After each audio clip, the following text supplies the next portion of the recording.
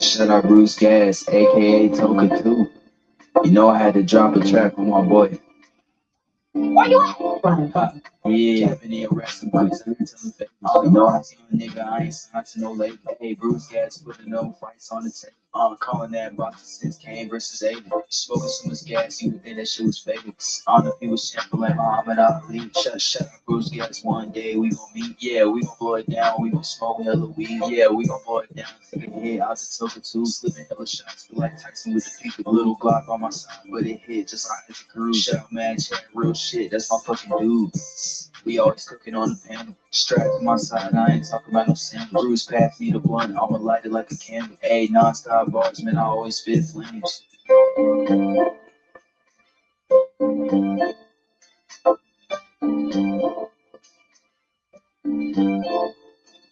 Feel like Bruce Gas always got a different strain. Bitch, you ain't like me, you can never feel my pain. You win and you lose, well, this the fight game. Don't beef on the net and the shit won't change. Said that on the stream, gotta do it for the game. Said that on the stream, gotta do it for the chat.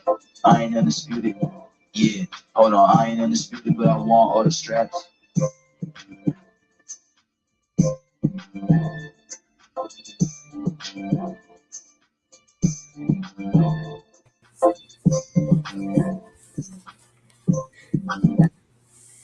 Here we are, Sunday evening. Bruce Gas and Terrible Tim Witherspoon. Salute, my brother. Hey, how you feel, Bruce? Feeling good, man. Feeling good. So, what did you think, brother? What did you think of the fight? Did you catch it? Did you catch the whole Yeah, thing? that was something because yesterday I'm not supposed to be drinking, but I had two little shots and I put them in the beer. I put them in the beer just to relax. And I stayed up early like the night before, ate early in the morning, then I went and I slept all day. I slept all day. And then I saw the fight. I saw the fight on the internet. I said, they had a fight today. And it was after the fight. And I was like, oh God, because I was just relaxing and everything. So then I watched the fight. And the first thing came to my mind was defense. First thing, both of them, Bruce. And I was like, wow. And I was reaching out to him years. I was in England. I called him on the phone one time and asked him if he needed help. I said, I don't have to be in your corner or nothing. I'm really good at defense. And he said, no, T, this is what he said to me. Because when I was in England, me and my daughter Shania was getting on the train. And he was getting on the train. So he helped me with the little coach on the train. And we sat and talked for about a little bit. And then he got off the train, or we got off the train, and then I seen him a couple other times, and we really cool, but really got really not close. So I sent the message out to him on the internet because I noticed that his defense wasn't that good, but he was really good at offense. And saying, look, man, won't you let me come over and train you on defense, help you out in your team? I said, I don't have to be in your corner. I don't have to get publicity. I said, I like you because you're a good boxer. And he said, no, T, I got my team. He said, no, I'm all right. And things like that. So I said, okay, if you need me, just let me come on. I even told him I don't have to be in the corner. I don't have to be on TV because I liked him. He's a good boxer. So is Bose the Bose. He's a good guy too. Well, I'll tell you, man. First of all, we gotta shout out whoever come and see us over here, Yes, man. yes. Thank you, everybody. Go ahead, Bruce. Hit it. Oh, the first guy in the room, blue suede shoes. Look what he says, man. He says, Tim, round 9 versus Larry is the greatest round of all time in boxing history. I kept that hand up. Go ahead, Bruce. I'm sorry. Top 10 fight. Oh, bro, Tim, you're as usual, my special guest over here, bro. I mean, I couldn't do it without you, brother. I couldn't do it without you. And he just says, man, the fight itself is a top 10 fight of all time. Truly, thank epic. you. Yep, Ace, I practice blocking that jab. Go ahead. Yep. Shout out to Ace. Ace is in here. Go ahead, Ace. The boxing kangaroo himself from down under, making a place. Australia. Oh, our brother Paul Driscoll over on Facebook, always Paul showing me support and love. Yep, that's the man. Daniel Berry goes to every channel out there, man. He gives them a thumbs up. He shows his support, man. So shout out to Daniel Berry. Way to go, Dan. And one of the most gracious ladies on YouTube, Mrs. Just Do. She's always by. Her husband, Just Do Boxing, got a great show every day at 4 o'clock. Oh. If you're not sub to it, check him out, man. Open-minded guy, and check it out. And he's buried in boxing. He loves his boxing, man. You know, I mean, if I didn't see Mrs. Just Do up there, I'd see Mrs. Just Do Boxing, because this man loves boxing like he loves his woman. I know he does. So shout out to her. And then, hey, my main brother, Flawless Mentality, Dr. Mark, man. Another great cat out there, bro. You know, that's right.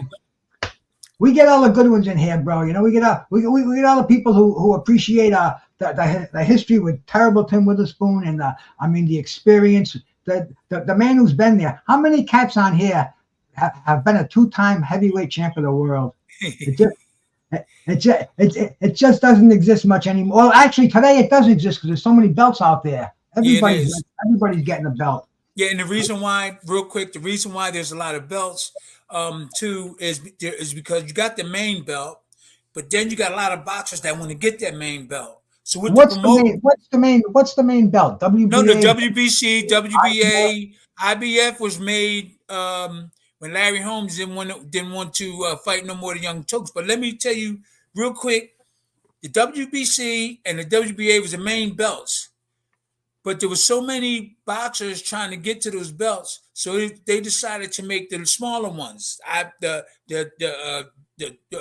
WB, what's some little small ones? They had the North American Boxing Federation. North American. I was North American one time, and when I was a 2-time, I was 2-time North American. So they give that to you to pacify you till you get the big one. So you want to get the big one, so they give this one to you. So you're like, oh, I'm getting ready. So that's why you have, and then a lot of other ones, they make the belt so they could try to make money, like other promoters. Now, and as Paul points out, the NABF was a big one too. But now, I was one time there too. I was in the NABF. I know you were, champ. I think it was your fight with I think it was the first Bone Crusher Smith fight you won the NABF, I believe. Okay. Now, and you were telling me today, you talked to some glorious boxers in the past. Your old nemesis, one of your best friends now, Tony Tubbs. Oh, Tony, I told you about it. Yeah. Well, I better start reading. Tony Tubbs, I talked to. You told me, but we got to tell everybody out here. This is family. I talked to Tony. I fought Tony for the title. I won the title, and I got to know his family, his sisters, his mom, and they looking out for Tony. He's down in where's Tony at?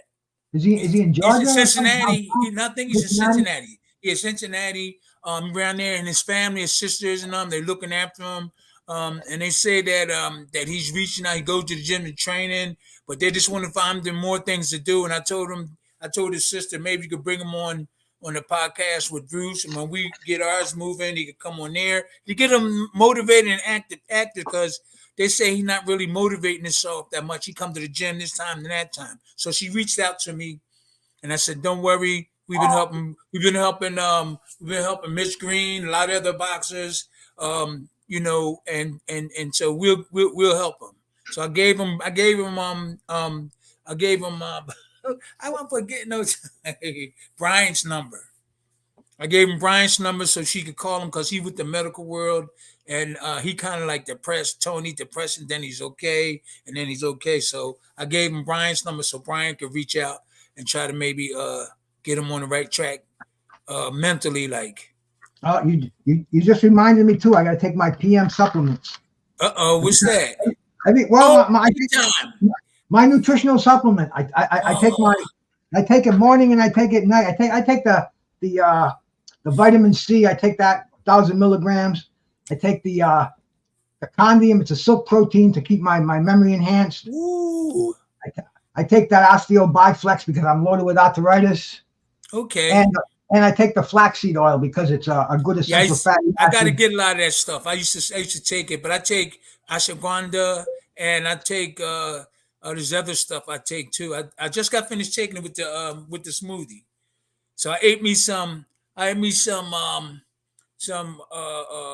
mushrooms with with what the hell, man? I be forgetting.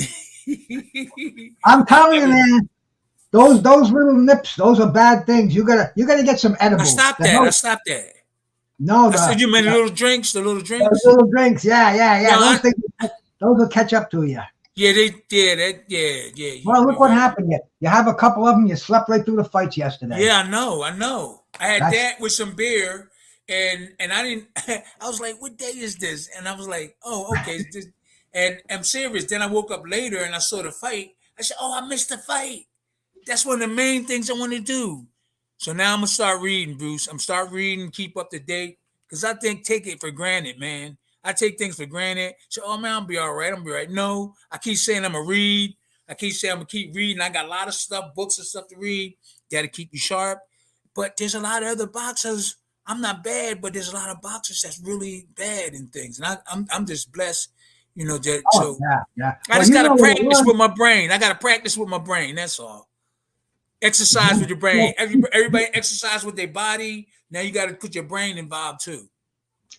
the boxing kangaroo, 2 shots, 15 beers. Definitely those shots. He says No, two shots and one beer. That's one all. beer, one. Yeah, and I do that Okay. I do it like every 3 days. But when I got sick, I stopped doing Oh, it for like 10 days.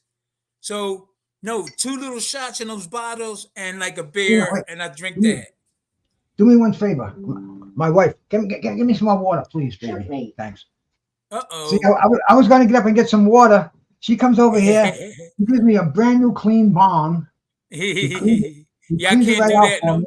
I can't do that no more. Well, we're gonna send you some edibles. Nice, some nice mellow edibles.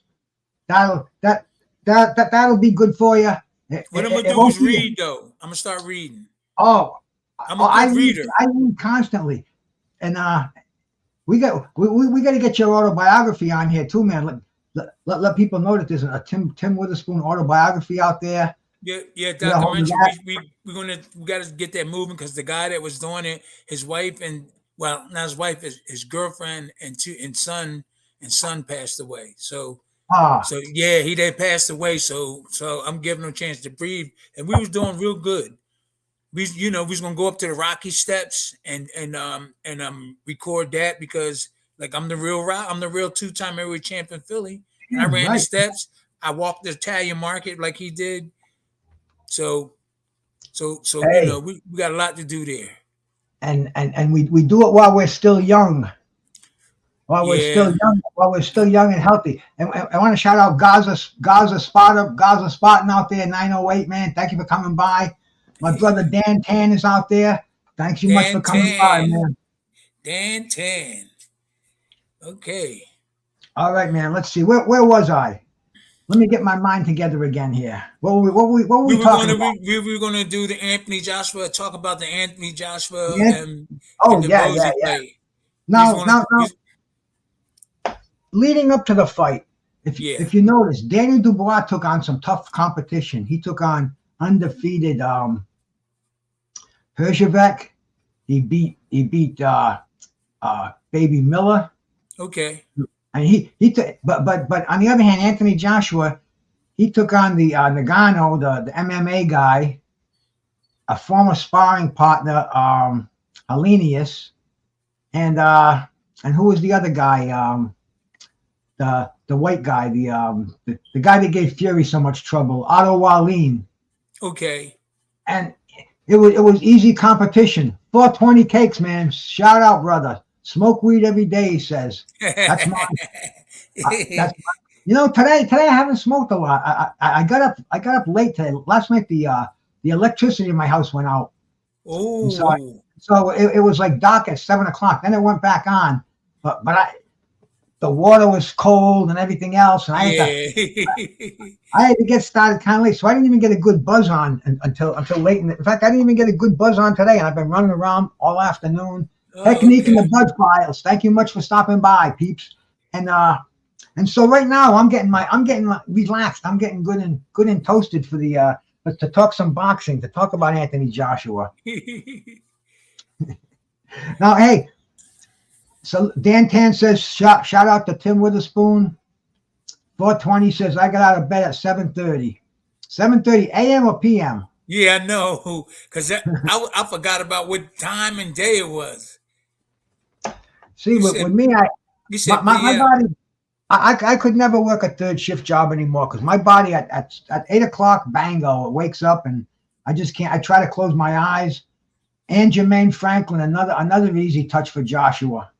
Well, you know what? You know what happened with me is when I got sick and was in the hospital and they told me I couldn't exercise, my body broke down. And like nothing didn't go into shock, but I couldn't do nothing. And so now me coming back, like my back is hurting, I'm stiff all the time, and I had to lay off and get the okay for them to because I am older. I'll be 67, and so I got to stay active all the time in order for me to feel young. Because as soon as you break down for a week or 4 days at an age like this, your body going to cramp up, and so we older people have to stay active a lot because we're not young anymore, and the young people could get away with it. So when I laid off from being in the hospital, having them problems, and they told me don't lift no weights or don't do exercise, my body just like closed down, and it's hard getting back. I stretch and do sit-ups right now, and then I did run, but I couldn't run, so I went and started doing the hammer route, and then I could run once I started doing the hammer, but I couldn't just go running because it was like tight. I said, "Oh man, they took the blood out my lungs." But I could tell where it's open, but I could tell where it damaged, like where the blood was. So now I got to work out and build my lungs back up in order for me to have a really good workout. I got to take my time. Good thing I have good lung power because right now I'm cleaning up my stem for my bong. No, really, I'm poking that baby through so I can get a good clean draw on that bad boy. But hey, that's the most important thing is your lung power. You can't breathe, you're not going to live. You have to have good cardio, good respiratory systems. Okay, we got we got one of the fans said AJ had too long a layoff for the Triple D fight. No, that don't have really nothing to do with it. Well, let's see how long AJ had off. Let me see here, man. Let's see. He fought. It wasn't a layoff. He fought Nagano in March 8th. Yeah. So he had March. He had April, May, June, July, August. About 5 months off, 5.5 months off. He should be strong. He should be strong because these guys. Yeah, he should be strong. What beat him? Look, he has a right to make that opinion, and we have to respect it. But coming from experience, skills, neither one of them had defense. So it's a matter of who getting really hit solid. So we can make an excuse. He had a long layoff. He should have been training. He knew he had these big fights. And I got into a lot of fights out of shape and still not to do that because I had the skills. I had good defense, not getting hit. So Anthony started coming in like this when he should have been setting up his jab, stepping there, waiting for a defense, and then putting his combos together. He just started throwing punches like this. And so did the Bows. He did the same thing. He needed defense too. I seen him working the pads. I didn't see no defense. Defense and offense. He had his hand around his chest. He wasn't protecting his jaw at all. And plus, he's backing up like this. He's sticking his jaw out and backing up like this. Instead of going side to side, instead of stepping back, he's just leaning back, straight back. You gotta leave the hand in front of your face. You gotta leave these hands near your face. Right here. I practice when we fought Larry Holmes. I keep saying it over and over again. Practice guys throwing jabs, and you practice like you're a back catcher in baseball. You put your hands, you keep your hands right here, and when the punch comes, catch it. Just like you're a back catcher, not a pitcher, a back catcher, and you catch it. Right? You can turn it in or just leave it there. Catch it, right? Then you can throw a hook behind it. You can jab right up. But Anthony Joshua should have stood his ground. He don't know how to block punches, and that's why he kept moving back. Even DeBosi did the same thing. He did the same thing. His defense isn't really the best either. So defense played a big part in this fight because he I got just hit. got I just got a good buzz on. I just got high for the first time today. That hit right there put me around. Who's that? Rock I Chuck? asked my favorite sister from the Philippines, Rock Chuck. Rock Chuck. True crime. Salute, man. Low clarity, my brother. Shout out to you. And anybody else that coming in here, man. I'm in here with the 2-time heavyweight champ of the world, man. Terrible Tim Witherspoon. And none of these guys today could carry his jock strap. If he in his prime, brother, I mean, this guy, if he was properly motivated and had proper management in his prime, he'd be spoken about in that hallowed group. Joe Louis, Muhammad Ali, terrible Tim Witherspoon. Absolutely, man. And it's so good to talk to you, bro, because you still watch boxing today. How many active heavyweight champs now are still participating in the game like you are? They're still we're watching fights, we're streaming fights, we're doing it just like we were kids again, Yeah. And talking about them. That's it. Like I said, I just got finished talking to Tony Tubbs' sister, and they trying to get him motivated. You don't hear that much to him. There's a whole lot of punches. You don't hear that much. Tony's royalty. We're gonna get Tony on here. He's a nice brother too. He's a nice brother. Yeah. And then you told me you were talking to Jeff Chandler's wife today too. Oh yeah, Jeff Chandler. See, Jeff moved a lot, and when he boxed, but he also got hit a lot. And and his wife was telling me about things that he's from about 10 minutes from where I was born and raised, 5th and South. See, my neighborhood was 7th and Emily, and his neighborhood was 5th and South. And that is a gang related expression, or when you say where's Switch come from, they say, oh no, he from 5th and South, like the Everett brothers. No, they're from 21st and Tasker. So that's how we get to know the area by saying the gang area. See, Jeff Chandler from 5th and South, so we know he's from that area. I'm from 7th and Emily, so if they say Tim from 7th and Emily, oh, he from 7th Street, okay. So that's how in Philly we get to know. Oh, he's from 33rd and Girard. So that's how you know really where a lot of guys live at. So I was from 7th and Emily, not too far from the Italian Market. That's on Wharton Street, I think, the Italian Market, 9th and Wharton, around there. Where Sylvester Stallone. Yeah, go ahead. One more break, because sometimes I miss people coming in here. Yeah. And then I look afterwards and I see them and I feel like a fucking schmuck. I says, damn, I missed them when they came in the chat, because I love these people that come in here. Demetrius Bright, my brother, shout out to you. Demetrius! Mahogany Roots. Hey, Tim. She's Mahogany. a beautiful lady out there. We're getting all the hotties in here tonight, man. Oh boy, shout out to Mahogany Roots. My brother Andrew Charles is in here, man. Shout out to Andrew Charles. And hey, Boxing Kangaroo made a nice comment out here. He said, Triple D doesn't know the meaning of a tune-up fight. He's the definition of a throwback fighter. Who's Triple D? Daniel Dubois. Okay. Dangerous Daniel Dubois. That's his nickname, Triple D. Oh, okay. I seen a lot of flaws in him also. I seen a lot of flaws in him. Defense. So right now, out of the top heavyweights right now, I'm gonna say there's three outstanding heavyweights in the world. You got Usyk, you got Tyson Fury, and you got Dubois. Who's the best out of those three? You think Usyk? See, Usyk fought Dubois, and a lot of people say that Dubois beat him with that body shot. That he knocked him down early in the fight with a body. So they said it was a low blow. Some said it was a body shot. He wants a rematch, and now that he's a legitimate champion from knocking out Joshua, that fight could happen. And Tyson Fury's got the rematch with Usyk coming up. So okay. Tyson Fury and Dubois, that's a very, very exciting fight. Who do you think's the best out of those three? They all three have different styles. I'm going by styles, not so much about who won and who lost. Who's the better boxer? I don't know. Usyk is a guy that has defense and offense.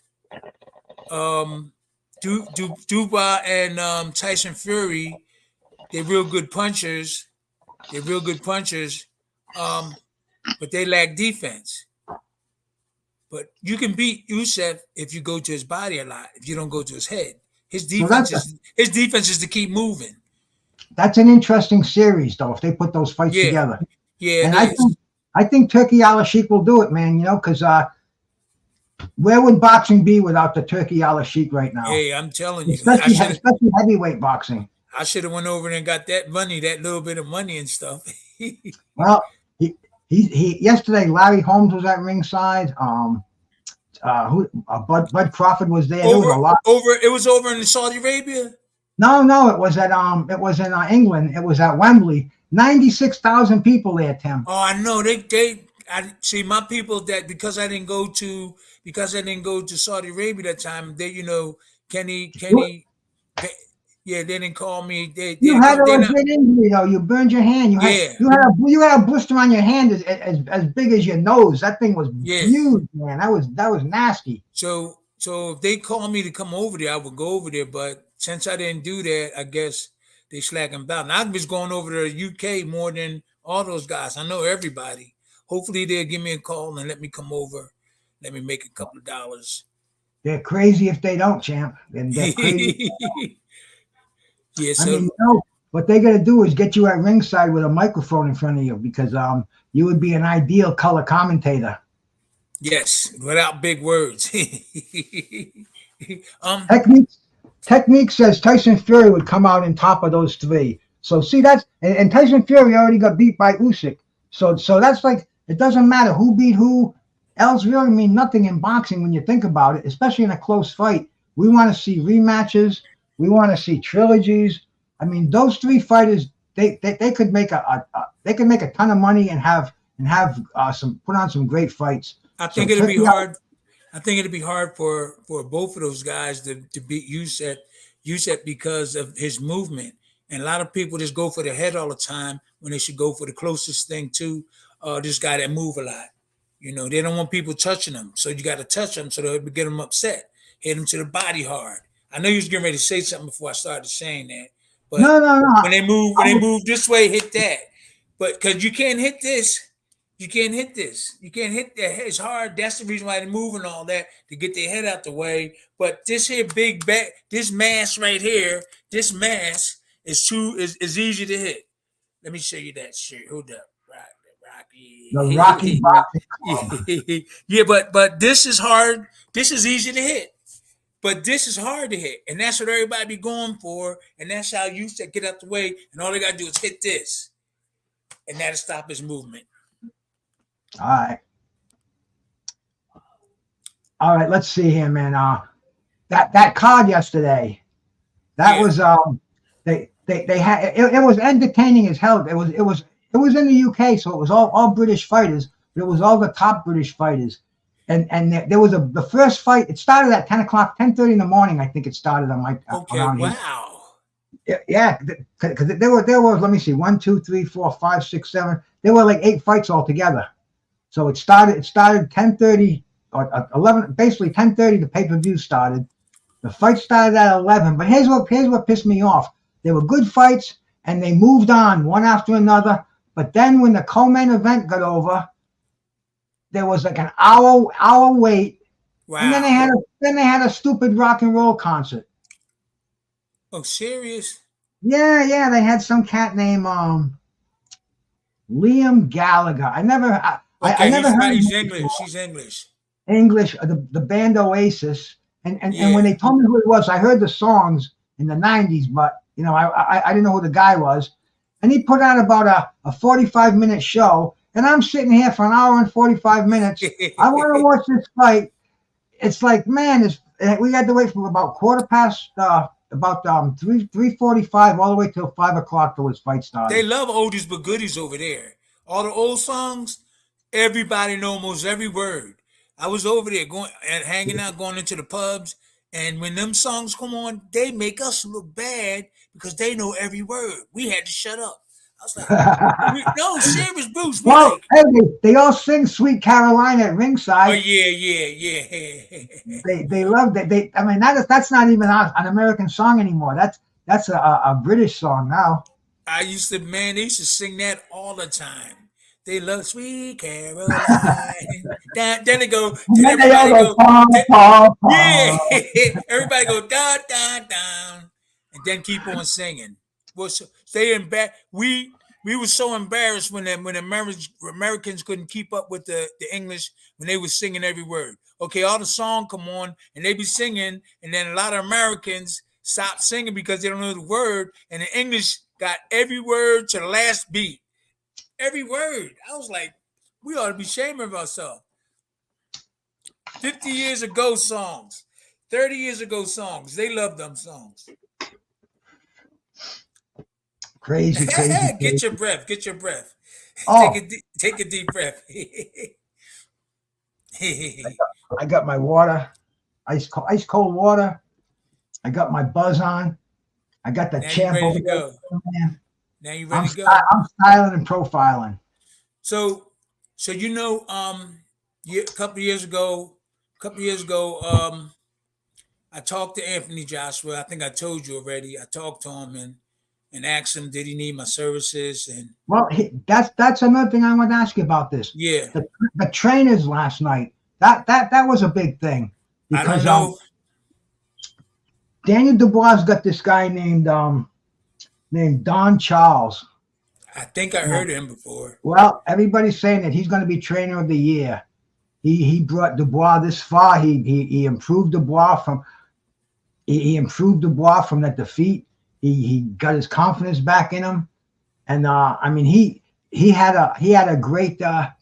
He's considered one of the great trainers right now, but nobody knows who he is. That's the whole thing. Only the Well, you hardcore. know, a lot of trainers win because of their fighter win.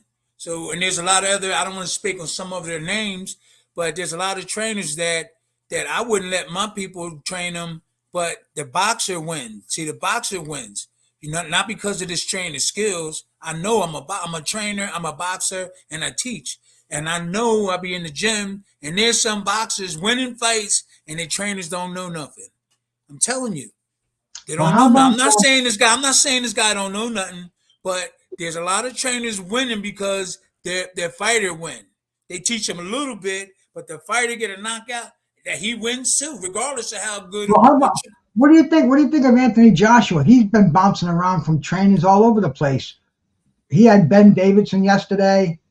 Uh, I know Ben. he had Errol Spence's trainer. The hell's his name? Dennis James. He had Derek James. He was with Ronnie Shields. He's been all over the place. Well, you He can doesn't. see in my. Go ahead, Bruce. Go ahead. No, I'm just saying. You think it's better to stick with the same guy like Dubois has all through his career, or if you don't like a trainer, go with another trainer. Or I mean, you had the best. Your trainer, Slim Jim Robinson. You stuck with him till the end, till he couldn't do it anymore, right? He had to go. He No, wasn't. because I knew everybody respected him. Everybody, even Georgie, everybody respected Slim. And even Emmanuel Stewart. We was in training camp, and we were training. Tommy Hearns was there, and Emmanuel Stewart, God bless the dead, I love him. He was asking. There we go, Tommy Hearns, the hitman. I was sitting there. The devil. And Emmanuel Stewart was asking my trainer certain things and giving them respect. And I was like confused. I'm saying, this Tommy Hearns is trainer, and he asking my trainer stuff and getting like laid back, like letting Slim teach him. And I was like confused. I was like, like I said, Tommy Hearns was a great offensive boxer, but he had no defense at all. So you could beg the fact, or you could, what's that term they say, you could beg the different that your best defense is offense. I think your best defense better be best defense, and you better have both of them. Now Joshua been bouncing around from trainer to trainer. That's not so good. Especially being an old fighter. That's not good. I offered my help, and well, I didn't expect him to make a decision because he really doesn't know as much as I know. Joshua don't know what I know. So he just said, no, T. He said, T. He said, no, T, I got my team. But I expect that from him because he don't really know that much. I've been around, I've been this and that. He's been the champion, but in terms of skills and being involved with different trainers and stuff, I don't think he knew that because he should at least say, well, can you come into my camp? Or stay there for a couple of weeks? But he didn't know. So this is the results of something like that. I can't expect him to bring me all in there like that. Shout out to my brother Major Key out there, Glenn. Always a pleasure seeing you, my brother. He had a Major Key boxing show. He was one of the original ones used to brought the guests on. He brought me to talk to guys like Jerry Cooney, James Toney, so many of them. So many of them I can't remember them anymore. But shout out to Major Key. D-Ray on the drive, man. Shout out to you, brother. And anyway, man. Now, where's Anthony Joshua going to go from here? I don't know. Because he doesn't want to. Says he's going to stick around. Well, here's his options. He said Eddie Hearn said that he has a rematch clause. I don't know how he's a challenger, but I guess being the A side or whatever. And he's also got a fight. Both of them have deals signed with Turki Al-Sheikh. So he's got a possible rematch with Daniel Dubois, or where else does he go? You know what I'd like to see? I'd like to see that long anticipated Deontay Wilder fight that never happened. With who? Dante and Anthony Joshua. It's all going to boil down to defense, relaxing, putting your combination. Anthony, go ahead. You would talk to somebody because Anthony Joshua. No, I want to ask you, who would you put him in the ring with? Would you give him a tune-up fight, like a soft touch, or? I would get him a trainer that knows defense first.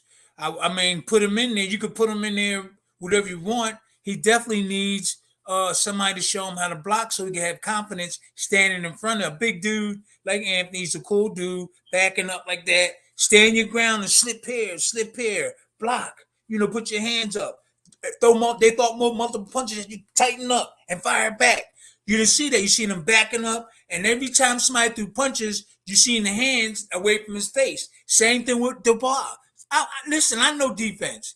Same thing with Dubois. He could have got knocked out.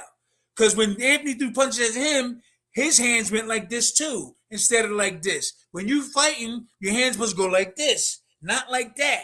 Both of them did the same thing. So I'm up here saying, look, man, bring me on your team. You don't have to put me in the corner. And you got to drill that every day. Make sure when you throw punches, right back. And then when you feel punches, fire back. Use your jab. Stop stepping back all the time. That's what they were doing. You think these guys, though, like somebody like Anthony Joshua, isn't he kind of a point where you're not going to be able to teach him anything? He thinks he knows it all. He seems to have that attitude. He seems to be kind of arrogant, like when he talks to you. It's like that, instead of just listening to you, tell him, keep that hand up, keep that hand high. That's what he should have been practicing on, because he could punch. He could put his combinations together. I gave him the credit of saying to the world, Anthony Joshua should beat him. He puts his punches together.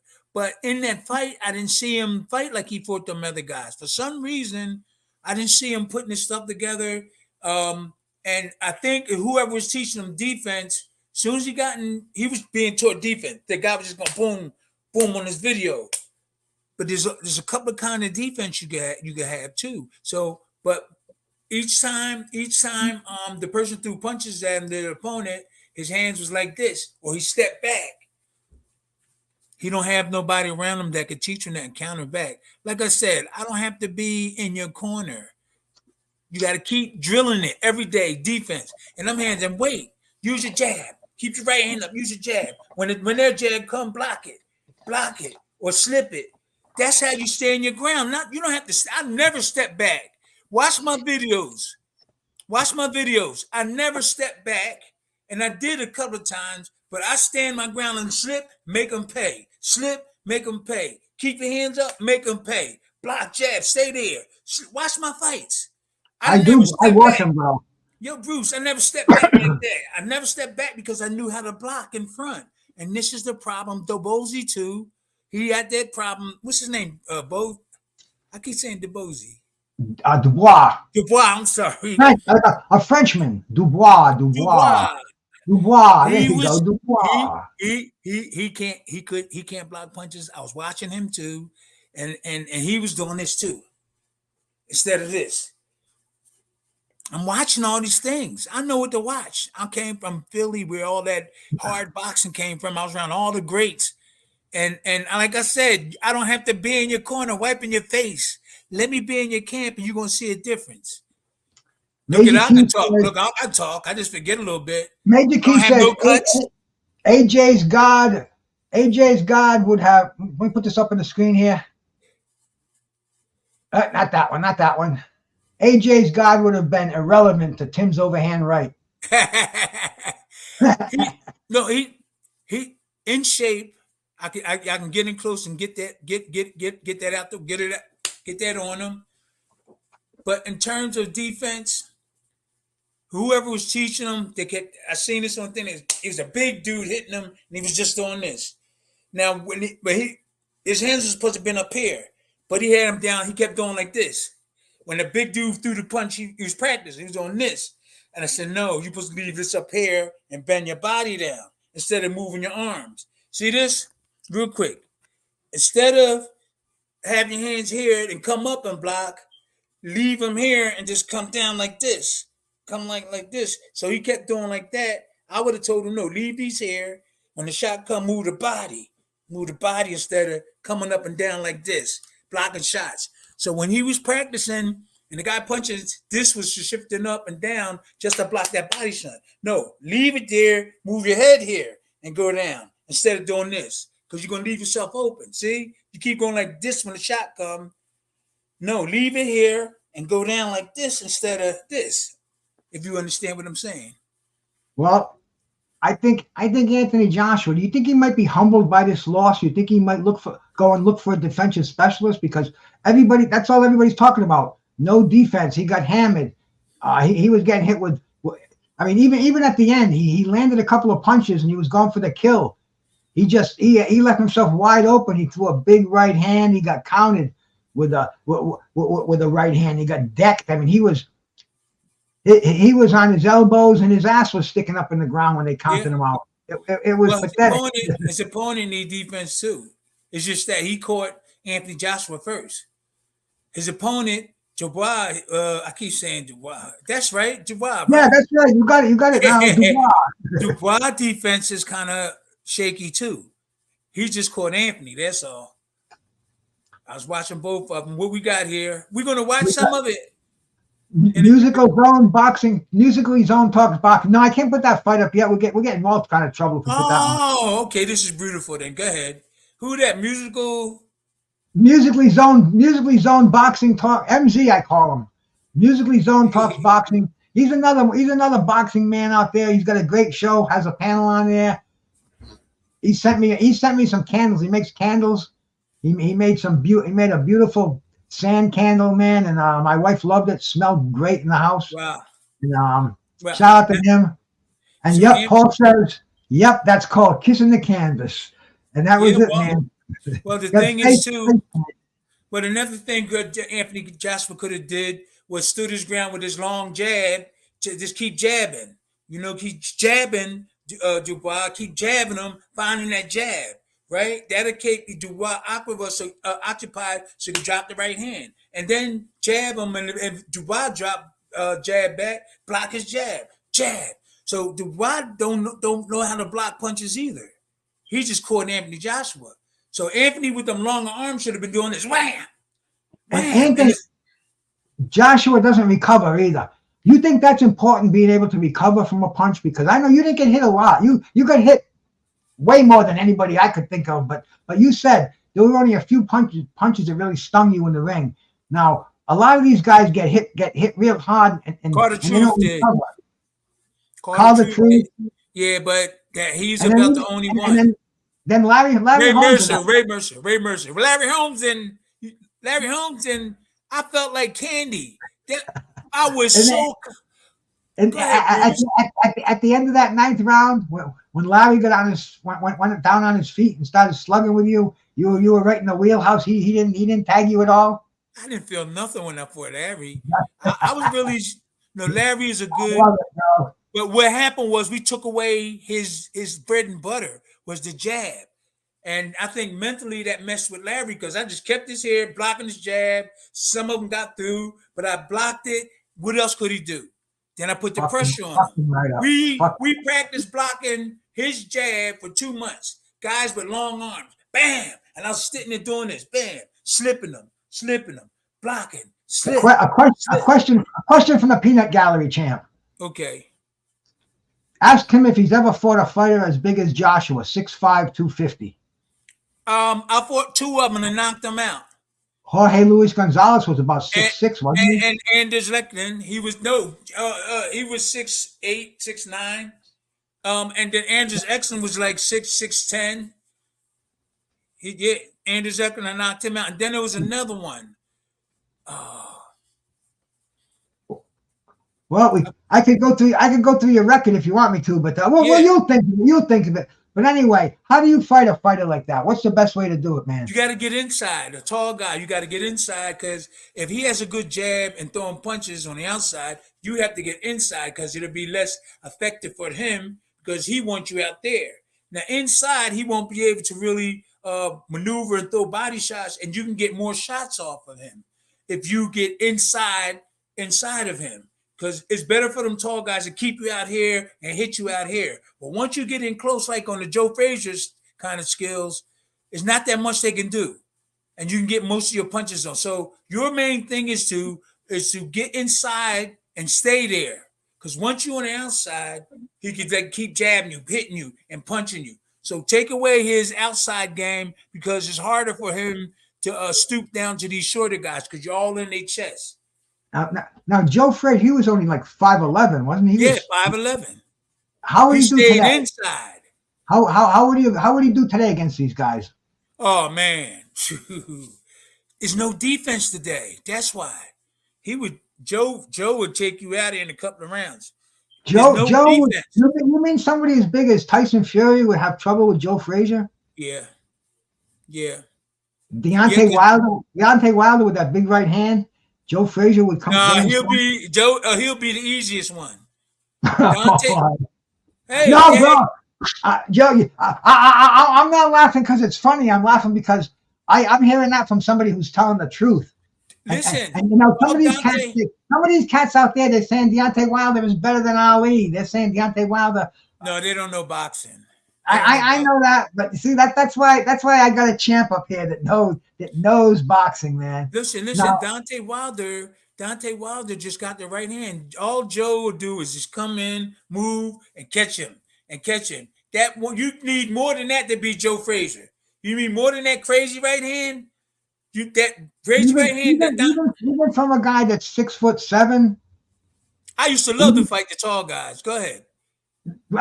I'm just saying. You just answered Technique's question. He says, does he think size would come into it, or skill always wins? Skill wins. Skills win. Now, George Foreman was just big and strong, and he hit you. You hit him, he could take a punch, but he had big tree trunks arms, and he could box.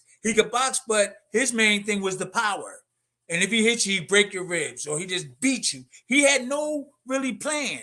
His plan was just hammer you, hit you in the arm, hit you in the side, and then knock you out. He really didn't have that was his plan.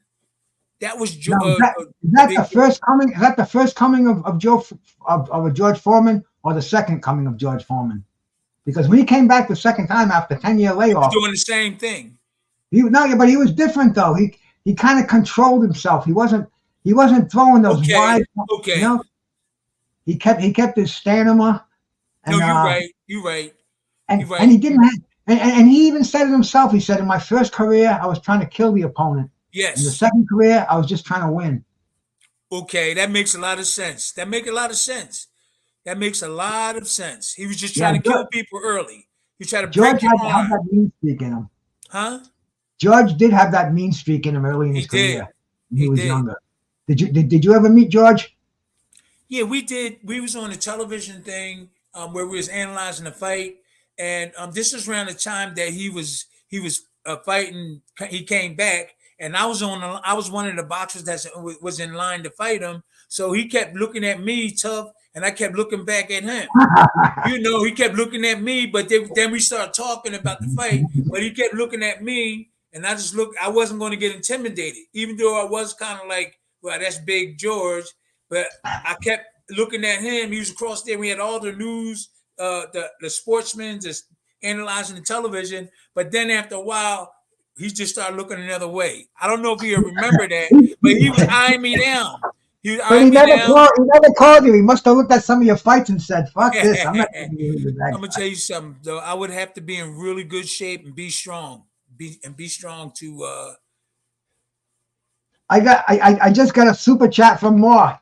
$5 Australian, man. Thank you so much. Thank you so much, man. Put some color in the chat, man. Make a little reward for us. We'll get an edible and we'll split it. He says, salute OGs, Bruce, Tim in chat. Congratulations, Danny Dubois, Triple D. Yes. DVD and Usyk, Tyson Fury, winner for Undisputed. Next, but AJ forces a rematch. He's got a rematch clause. We'll see. That's right, man. We can't lose with any of these fights. The heavyweight division and Turkey Al-Sheikh, it's happening right now. Damn, I wish you was 40 years younger, champ. And and I just started really. I just started, and I'm 7 amateur fights. And then when I fought Larry Holmes, 15 pro fights. Oh, I was an athlete, man. If I would have had a lot more time with my trainer and with the environment of boxing, learning all the different things, because a lot of these boxers, I don't know, there's probably some other boxers like me that just came in and just come like Ray Mercer said that he just came in and started and he did pretty good. But there's a lot of those boxers that was in it, had a whole bunch of amateur fights, went to nationals, all this stuff. I just was in Philadelphia. I had all my amateur fights in Philly. No, I think I had one in Jersey, but I had all my fights, most of them in Philly. I didn't never go nowhere. And the first time I went somewhere is when Ali asked me to be his sparring partner. So I went up to Dairy Lake and started sparring with Ali. And then right now, there's no fighters have that rare combination of offense and defense that you had. That's the thing. You got these guys that bang out there, but as soon as they face another banger, it's like a 50-50 fight. You got nobody that knows how to counter and parry and catch those punches like you. That's a lost art. Yeah, I learned it from those guys. Those guys like I told you, Slim, Georgie Benton, all those guys, Willie the Worm Monroe, you name them, Cyclone Hart, all those guys had little tricks that you pick up. All those different guys I was around, but I mainly was my trainer. Yo Tim, no, I don't want you doing that. Slim would tell me if you don't want me to do it, but some of the things that when I spar with him, I would try it, but Slim would polish me off and say, no, I don't think you should try that. And Slim got me there, man. Showed me how to block, throw punches behind it, defense. And the commentators even were saying, wow, Timmy Witherspoon is a really good defensive boxer. And all I had to do was learn how to put my combinations, get my stamina together, and have the right business people behind me that kept pushing me. My first 13 fights, I was in shape. And then when my people fell, my managers and promoters messed up big time, then me and my brother and all these other guys, we had to go to different promoters and it messes up. But we had a good road. We were going undefeated. Everybody was undefeated, was training hard. And then that big thing happened. It caused us to go with Don King. My manager got caught with drugs and stuff. A lawyer. They was high class people. They wasn't like people from the street. They was businessmen. The dentist. Yeah, the dentist, Larry The Levin. dentist having the He coat. was a nice guy though. Larry Levin. How you know? Larry I Levin. know. I know a lot, champ. I don't just get. He was a nice dude. He was a nice dude. And we was going up the ladder, training hard, going for the title. Then bam. The locks are on the door, and they said, he got arrested. The feds went in there yesterday. Sorry. Yeah, we had to go to Don King, and we heard a lot about Don, and all You the know morale was something? low. When you think Huh? about it, I bet Don King set him up so he could get you. I don't know. You think about I don't. for that's what crooks do. They set up other crooks so they can get the bounty, so they can get them. And Don King, the heavyweight fighters are his prize. Somebody's Yeah, got one. How easy it is to get rid of him. He knows the guy's dabbling in the coke. yeah. I didn't Just know. I don't know if just rat on him. Just rat yeah, on him, but man. I don't know if Don King knew about Larry Levin, a partner of Mark Stewart. Mark Stewart, he passed away. He was in the music business and with all these different kind of musicians and singers and stuff. And I don't think Don King knew about Larry, who was a partner of Mark Stewart. He might have did, but I don't think he did. But he wanted me and my brother and Bernard Hopkins' uncle Artie McLeod. He was tough, and Oh, Ian McLeod was a tough yeah, middleweight. yeah. So Don King wanted us. We didn't want to go, but I don't know. I don't know if Don knew about my manager and them Yeah, doing drugs. we know how shady things are in boxing. It wouldn't surprise me. That's what I'm saying that, man. Okay, And I see what you're saying. Yeah. Major Key says I always watch closely, Tim, when you would Okay. set up for that overhand right. That was a good. When you landed that solid overhand right, did you know that was good night? Don't even bother. Call the ambulance, and not for me either. Call the because you're going to be sleeping with that punch. Did you ever? How does Well, that? When you land the knockout punch, you know it. No, I didn't. I didn't really. I know it would hurt him. My straight right wasn't No, strong. no. I'm saying, do you feel it in your head when you land that punch? He's not getting up. That was a perfect punch. I felt it all the way to my toes. I You don't just had, know. huh? I Because don't. no, Yeah, some fights I did. Yeah, some fights I said, "Well, he shouldn't get up." because to throw that overhand right, you have to set up with leverage. You have to make sure your hips in the right place, your knees are bent properly. I mean, it's like, And sometimes you gotta let it go as soon as you know it's there. You just gotta let it go. Sometimes when you're jabbing, you just gotta get ready, bend your knees, and then you know you're gonna twist it and hook it up, throw that overhand right in there. I practiced. So Slim showed me how to land them on the knuckles, not like slap, and he showed me how to do that. And oh, well, my straight right wasn't strong. Slim said. He said, Tim, you got to get this straight right stronger. And so he said, you know what? I'm gonna show you how to do the overhand. And that was more beneficial than straight right. So that's why I got developed. That's why I developed the overhand, because my straight right wasn't as strong as the overhand. So when I did like that, so wham, he said, okay, we're gonna stick with that. So that's how I'd really depend on that overhand right, and a lot of defense I depended on, and it worked out for me. shout out to my brother Lance Meyer out there, man. Shout out to you, bro. Peace, man. Thank you so much for stopping by, bro. Thank you, Oh Lance. man, I mean, we've been here for an hour talking, and it's like goes by just like that. Wow. Okay, so yeah, like we was talking about Anthony Yeah, Joshua. We can go all around talking is about a lot of Anthony, is Anthony going to be able to humble himself to accept the knowledge from somebody to tell him you got no defense, you got to keep those hands up. You bet you've been getting hit way too much in your career. You think he's going to say, get out of here? I'm going to go back to my trainers and talk to my. Well, he could keep his trainer. I just want to be there and show him how to keep No, that not defense. Yeah, I know what you're saying. No, that what it was, his pride. When I talked to him, like he liked me and I liked him. That's what I'm saying. He You got didn't to want to. humble. And the trainers that's with him know they don't know as much as me. Do you think they're going to try to say, no, get Timmy Witherspoon? He knows more than me. No, they're going to keep on training him. I mean, you see what I'm saying, Bruce? You think that trainer going to say, nah, get Timmy Witherspoon? No, he's making money. All I'm saying to him, just let me be in your camp, and I don't have to be on TV. They people know me. But what you need is the defense.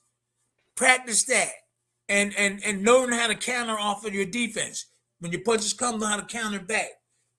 And don't be afraid the dude got a good jab, because we're going to show you how to block it all the time, and you're going to take his strength away.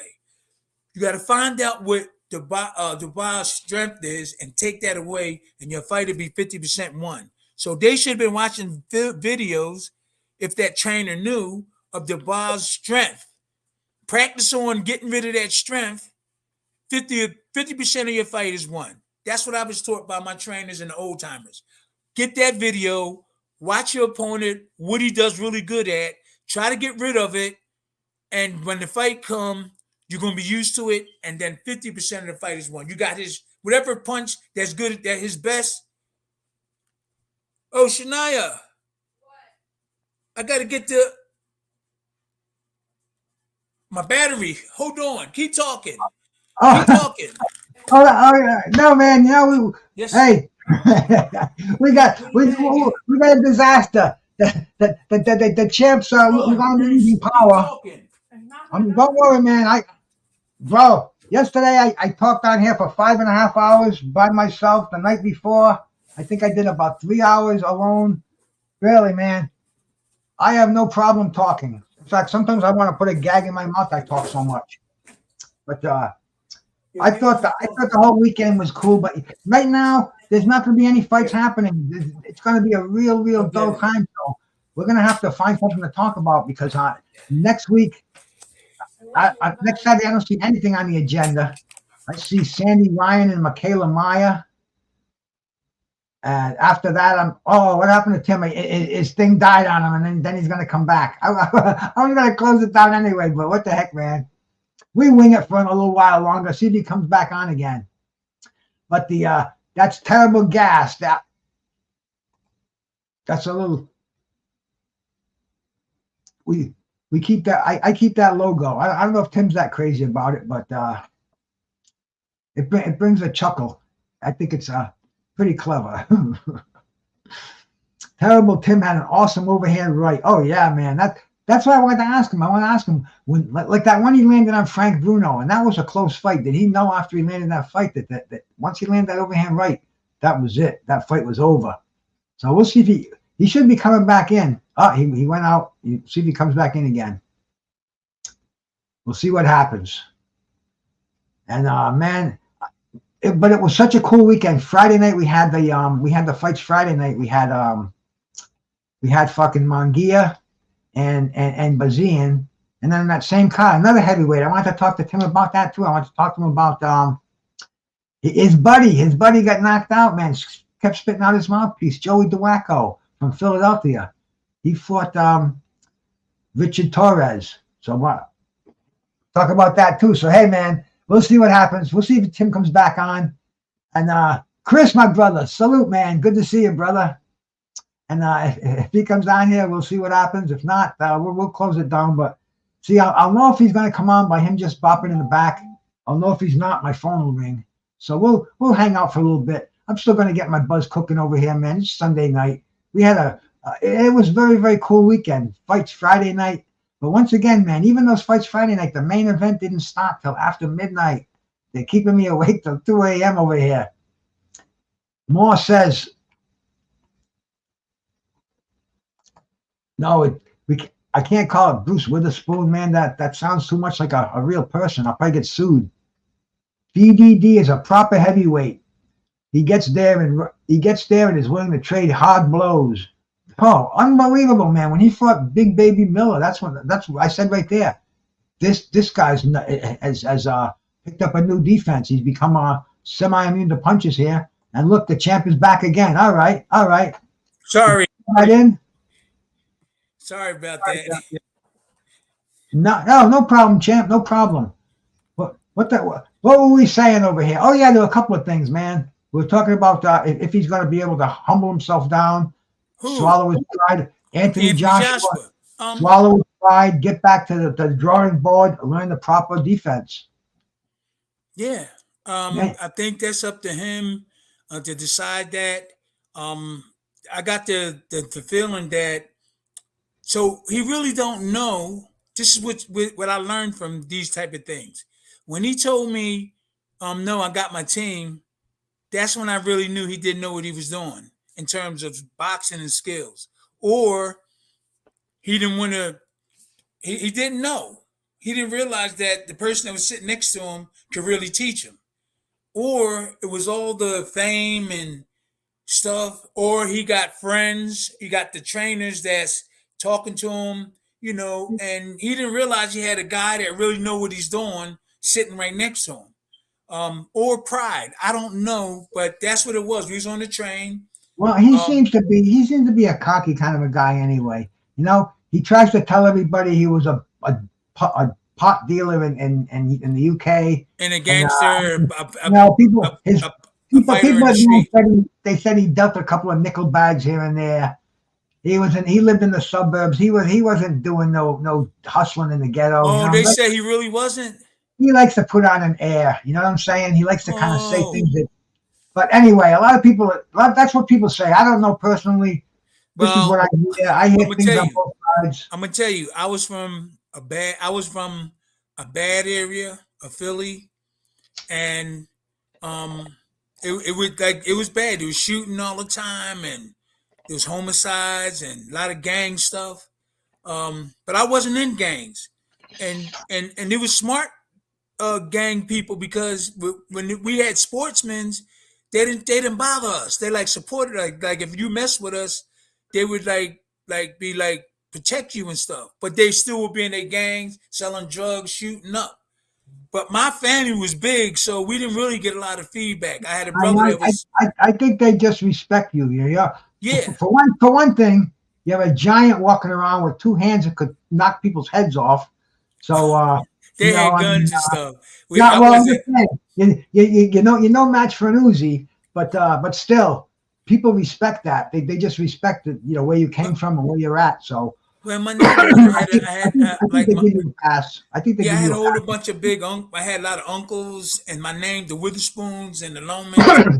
and the Bennetts. You know, we were all. I'm not saying everybody kind of like respected. Like the older people set the pace for the younger people. So, oh, we used to. My dad used to hang around with him. My dad wasn't in gangs though. When my dad came up, they was doing body boxing in the streets. I know they carried knives, not that much guns, because I was born in 57, 1957, but all those years they cut you. Now they shoot you. So Yeah. yeah, my dad wasn't in no gang that I know of or nothing like that. But I had a whole bunch of uncles. I had a whole bunch of uncles on both sides, and we never really bothered us. And initiate you in the gang, they never initiate. My brother was 6'4", 6'5". My oldest brother, he was in the gang, but if he catch us even thinking about it, he'll you know. But I was in the sports from the very beginning, sports and going to church. I didn't want to be in the gang because I was a chicken. I was scared. I was too scared. Yeah, no, you were too smart. You can That call it too. scared, but you call it scared. I call it I thought smart. it was wrong. I thought it was wrong to go out there and Like gang what's not time. yours? Yeah, like you know, Tommy if Wade, people, one of the older guys that was used to go to church and take us to church. He took us to church every Sunday, and I didn't want to disappoint him by being in gangs. It was me, my brother, Butchie Knight. He passed away. About five guys. We was called the Mighty Crusaders, and we wouldn't do bad stuff. We would go to church, and that was one of the things that kept me on the right track. nice. And you know, you think about those gang members now. If they're not in jail, they're dead. But we was cool with all of them. We was like, "Hey Tim, what you doing, Well, man?" but you knew that there ain't no future in it. No, You're going no. to end up in jail, or you're going to end up at the wrong end of a 38. And I was scared to get beat by my mom or dad, which That's my mom really never. I really remember don't beat no beatings or well, you nothing know, like. family is so important. You know, since I've been hanging with you, you got such a big family, and every day it's somebody's birthday, and Yeah. everybody wishing them a happy birthday. There's got to be 50 of them out there. Witherspoon's everywhere, man. They're in England, they're in Texas, they're in California, they're all over the country, all over the world, and you know, and I'm seeing just how special the family is, and you know, There's a lot it's of families out there that's really good people, That's and I'm the sure. that's the gang. That's the gang you want. You want your family as your gang. Yeah, That's your yeah. gang, man. And But I was man, just as cool with the gangs. The gangs they were cool with us because we played sports. We represented the neighborhood. Then they gang war, but they didn't really bother us. Then when initiation time came, they didn't really bother me. Or if you played sports, they didn't really bother you. But if you wasn't playing sports, they try to initiate you. No, you won't be in the gang. How you gonna get protected when you leave this neighborhood? Hey, you got to be protected. You go to school, we got to walk to school together, stuff like that. So they didn't really bother us and several other people in the neighborhood. Prince Pierre out there, man. Salute to you, coming in, brother. Peace. Rolling with the punches, my man. So yeah, we was. Go ahead, finish. Just shouting out to the people that come in here, man. I appreciate it so much. I'm here with my brother, the 2-time heavyweight champion, and I never get tired of this. I never get tired of it. We're talking about the fights we saw this weekend, and there's another thing I want to touch on, Tim. There ain't no American heavyweights anymore. American heavyweight boxing seems to be dead. Big Baby Anderson got beat. Deontay Wilder got beat. Well, I think a lot has a lot to do with there's very few former boxers or trainers that around that had that movement that those guys had in the 60s and the 50s and the 70s. And like I said, I'm just blessed that me and several other boxers, a lot of other boxers but they're not around. I mean, not around, but they're not getting on television or getting exposure. I know a lot of that stuff. How come the big guys aren't getting into boxing, the heavyweights? What you mean? There's no American heavyweights that are standing out right now. We got Richard Torres, the silver medalist in the Olympics 4 years ago. He's a pro now. He fought Saturday. In fact, he fought Friday night. He knocked out your buddy Joey DeWacco. Joey got knocked out. Joey kept spitting he got disqualified. He spit his mouthpiece out 5 times. He looked terrible, man. Oh, I just saw it. Oh. No, they just were talking about Joey. That's my man. Well, Friday night, Joey fought. I sent you a text, but I think you were sleeping Friday night. It was on. I missed that fight. Well, bro, I'm not from now on. I'm not going to text you no more. I'm just going to call you instead of texting you. Hey, listen, Joey is tough. Because I sent you the link. Even you didn't have to come on. You could have watched the link because it was a good card. I had a DAZN card on. I Friday knew he was night. supposed to fight, but I just was out of it. I don't know what he did. He kept spitting his mouthpiece out. He spit his mouthpiece out 5 times. Finally, the referee said, "That's it. You're disqualified." You know what? Maybe. How did he look? Terrible. Okay. Out of shape. He didn't have any offense. Okay. His face was getting busted up by this kid Torres. You ever see this kid Torres? No. Yeah, he's he Top Rank has signed him. Okay. This was his 11th fight. He's 10-0 with 10 knockouts. He's 6'4", I think. He's 231 pounds. Okay. And he's the American hope, but a lot of people are saying he's not that good. A lot of people saying you can't show his video or anything, could you? No. Well, see, in the Olympics, he got knocked out by there's another promising heavyweight we're gonna have to keep our eye on. Okay. His name is Jalilov. Okay. He's either from Serbia or from Croatia, but okay. Jalilov, and he knocked out Torres in the Olympics. Kind of like. In the Olympics. Let me see if I can find because I don't think stopped as an amateur. He got stopped as an amateur, huh? He got stopped as an amateur, huh? Yeah.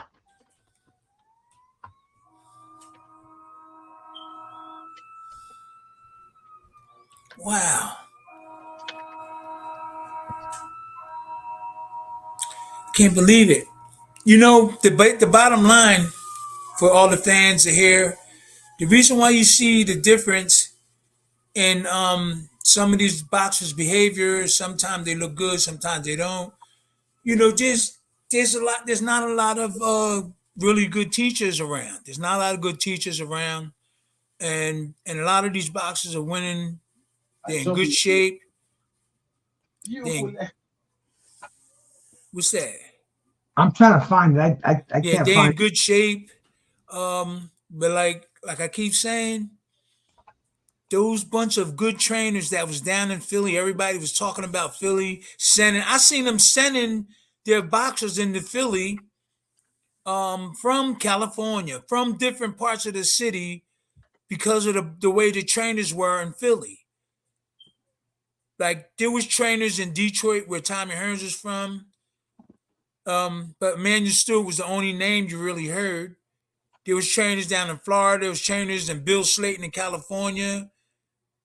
But everybody was sending their boxers to Philly, and I was a sparring partner to a lot of people.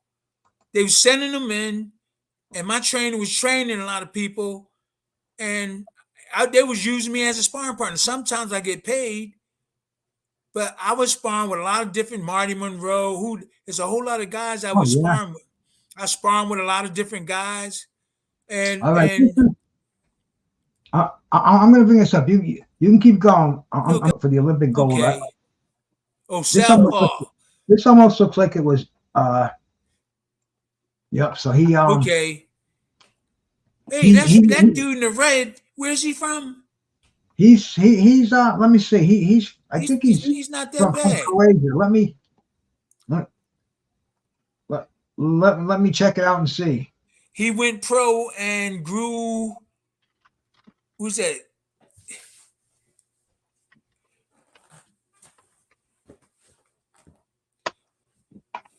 His name is Bahadur Jalilov, and he's from Bahadur Jalilov. Yeah, he lives in Brooklyn right now, but he's from Uzbekistan. He fights out of Uzbekistan. He's the 25th top prospect in the heavyweight division. He's got a record of 14-0 with 14 knockouts. Okay. He knocked out Curtis Hopper. You know Curtis Hopper, the heavyweight? No, I gotta keep up. Because there's not too many names in there that I know of. The only reason I know Curtis Hopper is he was on the celebrity boxing, the team boxing that they have on there. Oh, you know they have that team boxing. I don't know if you've seen that before. Celebrity boxing with Damon Feldman. No, this isn't celebrity. I'm sorry, I thought I said celebrity. This is team boxing where they have teams of 12. They box one round. Okay. It's weird. In fact, your son was thinking about trying out for it. They have teams by city, and they box one round. They get paid good too, but it's team championship boxing. I think it's called TCB, and it's interesting. It's a take on boxing. They're trying to make money off the game, and hey, so boxing. That dude from Uzbekistan. He's from Uzbekistan, right? Uzbekistan. Yep. Yeah. He's 30 years old. He's definitely. Oh, he is. He's 30. 30. And he's going to be getting a big fight next. You're going to be hearing a lot about this guy. Okay. And they're saying they want to see a clash with him and Torres because they're two of the best heavyweights out there. They're the Okay. They're the best young prospects. Torres has got a little heavier and more stronger too. I seen him fighting. Yeah, and he put weight on. I think in the Olympics he only weighed like 210 pounds. Now he's up to 230, and he looked like a solid 230 too. So I guess he's been dieting right. They've been feeding him right. What's that MAW saying? He's Uzbekistan. MAW. He's saying Jalilov is legit prospect, possible future champ. Okay. We're gonna have to watch him. We're gonna have to keep an eye on him. Now we can come back and talk about him. You can watch his style. You can see what he lacks. You can see what he needs to do. Teddy Burkshot's out there, the Bruno killer. He said Tim and Bruno said Bruno said you hit him hard as he ever felt. What's that say? Says Tim. Bruno said you hit the hardest he ever felt to Rascalat. Rascalat's a guy out there, so Bruno must have told him you're the hardest guy that ever hit him. Now that's what I want to ask you. After you hit somebody with a big right hand like that, do you know the fight's over? Do you know it's like, even if he doesn't get knocked out, he's going to get up. I want to take him out easy. He's done. That's my best shot. Or do you get discouraged if that doesn't finish him off? No, I wouldn't get discouraged. Because Yeah, I have the know-how in my corner and what to do. If the bell rings and they start recovering him, I know my corner would tell me the right things to do to finish him off. So if I hit him hard, he's still going to be a little wobbly, and I would know what to do. Then if the bell rung and then we rest up for a minute, I would know exactly how to attack Frank Bruno, and he definitely would have got it because we heard him. I heard him in that round. I heard him, and he still was dazed. And I knew that we would be able to finish him the next round if he didn't get stopped that right there and then. Now you get that killer instinct in your head where I'm going to take him out, no mercy. He's hurt, wounded animal out there. I'm going to go in for the kill. You get that? Like when I saw Sugar Ray Leonard, that's the way he looked. When he hurt somebody, automatic. Like a hawk, like Aaron Pryor was the same way, automatic. But real quick, my trainer was telling me when you hurt somebody, that's when you're supposed to relax and pick your shots. Don't go crazy because you'll mess up. That's what I did with Larry Holmes. That's what Anthony Joshua did last night. He hurt Dubois, and he went in for the kill. He opened himself up. Dubois nailed him with a right hand. He got him with a he checked him when he was coming in. He should have relaxed more when he knew he got him hurt and pick his shots. That's what he should. And his trainer should have been telling him that. Should have been telling him that. I don't know if he ever was telling him that.